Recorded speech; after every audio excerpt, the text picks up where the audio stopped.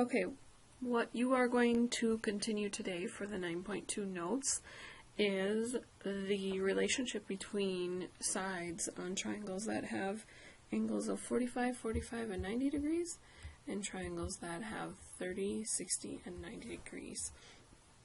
Okay, in your own words, the meaning of an isosceles triangle. I think we're all good with this. It's a triangle with one set of two congruent sides, and then their base angles are also congruent. This is what you discovered yesterday. If you have a 45, 45, 90 triangle, that is an isosceles triangle because those two sides are congruent. The hypotenuse is the square root of 2 times as long as each leg. So this equation right here is going to be super helpful when we look at 45, 45, 90. It means if you take the leg length, multiply it by the square root of 2, that's what the hypotenuse will be. If you look at 30, 60, 90, there's two different relationships here. Okay, one of them, if you want to find the length of the hypotenuse, all you have to do is know the length of the shorter leg, x, and the hypotenuse is twice that, so 2x.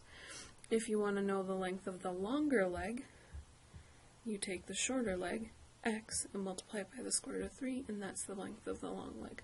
So let's do some practice 1 through 4 here, and these are all actually 45, 45, 90 degree triangles. Write this at the top of 1 through 4. Leg times the square root of 2 equals the hypotenuse. Now if we look, we got a 90 degree angle of 45, so this also must be 45 degrees.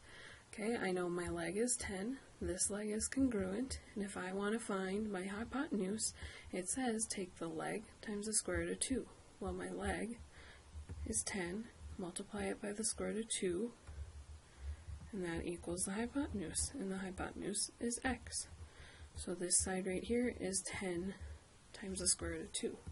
And if you wanted to know what exact length that would be, the square root of 2 is about 1.41 times 10, so 14.1 units long. Okay, example 2.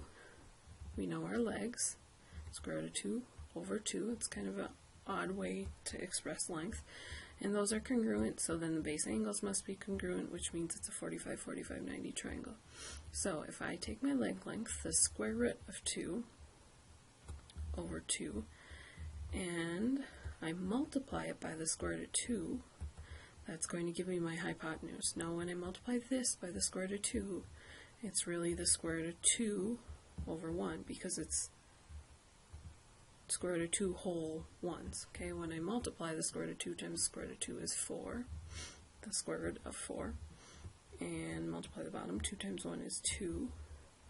If I simplify that, the square root of 4 is 2 over 2, which really equals 1. Okay, so this side length here is 1. Now that obviously means that the square root of 2, 1.41, divided by 2 is way less than this length of 1, so x equals 1. Next one. Okay, notice x and x, so it's isosceles, it's got a 90 degree, these must be 45. Okay, if I take my leg, x, and multiply it by the square root of 2, because that's what our equation says, that gives me the length of the hypotenuse. Well, in this case, I already know what the hypotenuse is, so I can set it equal, which would be 8 times the square root of 2. Okay, now I need to solve for just x. This is just like any other equation. If I want to do x times the square root of 2, all I have to do is divide by the square root of 2 on both sides. Okay, think of square roots as like terms. So the square root of 2 over the square root of 2 is just 1, which leaves you with x. And then 8 times the square root of 2 divided by the square root of 2, that's 1, square root of 2 over square root of 2, so equals 8. So the length of x is just 8. And last one here, 45, 90, this must be 45, x and x. So x times the square root of 2 equals my hypotenuse. Well, my hypotenuse is 12, so I can put that, what it's equal to. Okay, now I have to solve for x, so divide by the square root of 2. This is gone. divided by the square root of 2.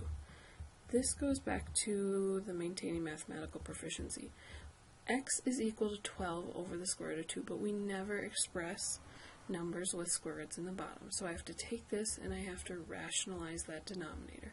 So 12 times the square root of 2, and to simplify that, you would multiply by the square root of 2 over the square root of 2.